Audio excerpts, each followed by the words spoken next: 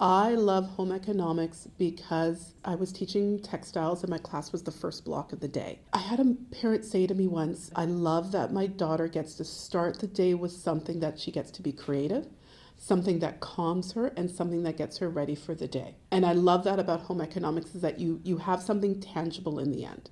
It's something. It might be something that you wear, something that you've created, something that you know that you can apply to your relationship with your friends or if you're in a romantic relationship. I think a lot of it is those core life skills. We need shelter.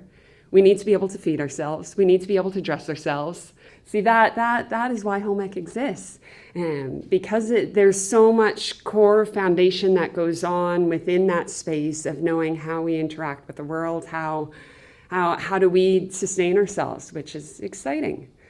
Definitely the types of relationships that we can build in our classrooms with kids that maybe we wouldn't in other subject areas. One of the things that I absolutely love is seeing students sort of just be who they are. And I think home economics in general allows students to do that.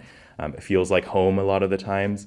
It allows for students to bring who they are into the space, be it personality, be it culture. There's a lot of safety, I would say, in home economics. I love being a home ec teacher because I see my kids in my socials classroom and they are squirrely and they're struggling because you ask them to write things and you ask them to edit their writing and they're like, how dare you? I don't want to do that. Reading is hard. I don't like it.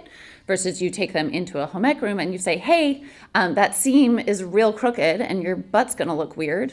Why don't we fix it? They go, okay, I can do that and I can do it. And they get that skill and they get that ability to challenge themselves and try and change.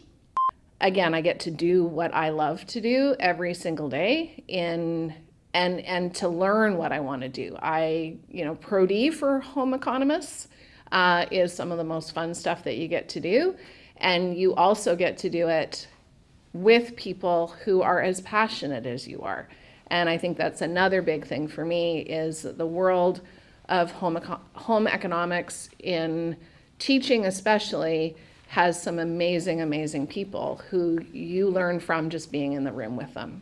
The authenticity that we bring to the classroom as well as the connections. One of my frustrations with some of the language that we might have is preparing students for the real world. And I challenge that with, well, are we not living in the real world? Is this not quite tacit in what we do, And so my hobbies are essentially home economics.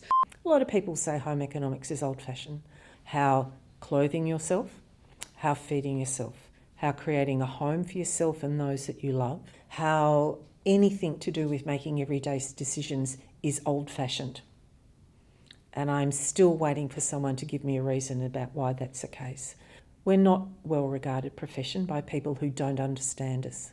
How do we promote a profession that actually can be at the forefront of changing the future of this planet and how we live on it?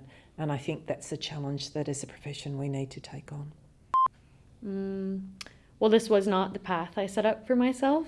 I was an outdoor education teacher and science teacher, and then I've always loved food, but I had a practicum where I was like, oh, home ec is still around. So I had one class and I absolutely loved it. I loved the planning. I loved getting the ingredients. I loved setting it up. I loved the kids discovering things. And then I really loved to just watch them make some magic. And then we got to share it and eat it, and it brought everyone super close together. So I applied for my first job in Haida Gwaii after graduating. And I was like, okay, this is what I'm doing for the rest of my life, because it just really felt like this is what I'm supposed to be doing. The high school system is not for everybody. We all focus so much on the academics, how's your math and your sciences and your all that. And if a student is not thriving in those areas, and we don't offer them an alternative, then they see themselves as a failure.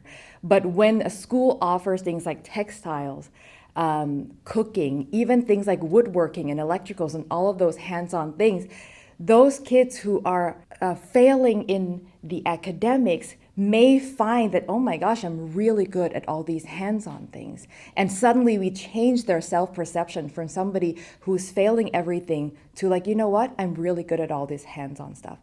It's so much more powerful than we think it is. It is a whole life that we could be offering someone. Thank you.